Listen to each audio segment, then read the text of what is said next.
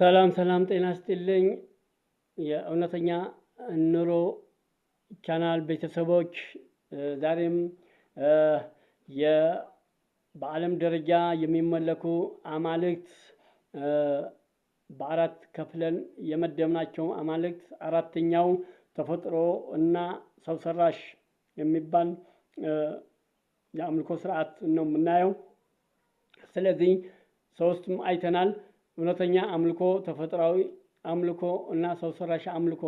ዛሬም ተፈጥሮና ሰው ሰራሽ ተፈጥሮ አድርገን እንደገና ሰው ሰራሽ የምናመልክበት ነው።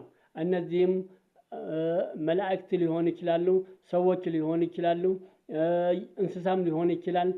ተፈጥሮ የሚባሉ ጨረቃም ከዋክብትም እነዚህ በምስል አምጥተን በሰው ስራ በጌጥ አስጊጠን በሰው ስራ በስዕል አስለን በሰው ስራ በብር በወርቅ አስቀርጸን የምናመልከው ከእንጨት ሊሆን ይችላል።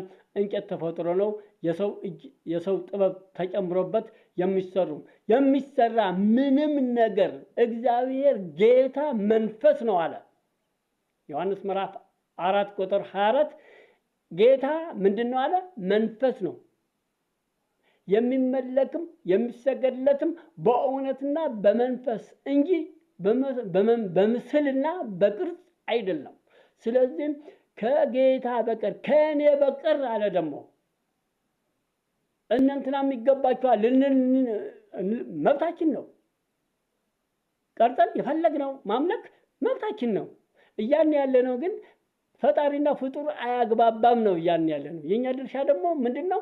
ቃሉ እንዲህ ኃይልም አያግባባም ነው እያን ያለነው እንጂ የመላእክት ምስል ስለህ አስለህም ገዝተህም አንጠልጥለህም ልሰግድ መብት ነው።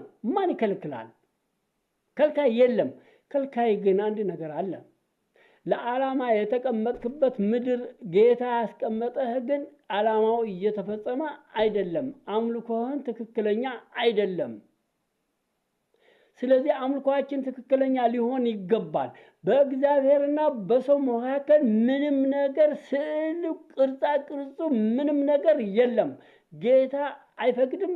ጌታ ፍቃዱ አይደለም። እኛ ብናበጀውም እግዚአብሔር እዛ አካባቢ ዝር አይልም፣ አይገኝም። ስለዚህ ጌታ የማይገኝበት አንድከም አንላላጥ፣ ጊዜ አንፍጅ፣ እድሜያችን አይበላ። ማምለጥ ከሰው ተፈጥሮና ከሰው ሰራሽ አማልክት መራቅ አለብን። ስለዚህ ወደ እውነተኛ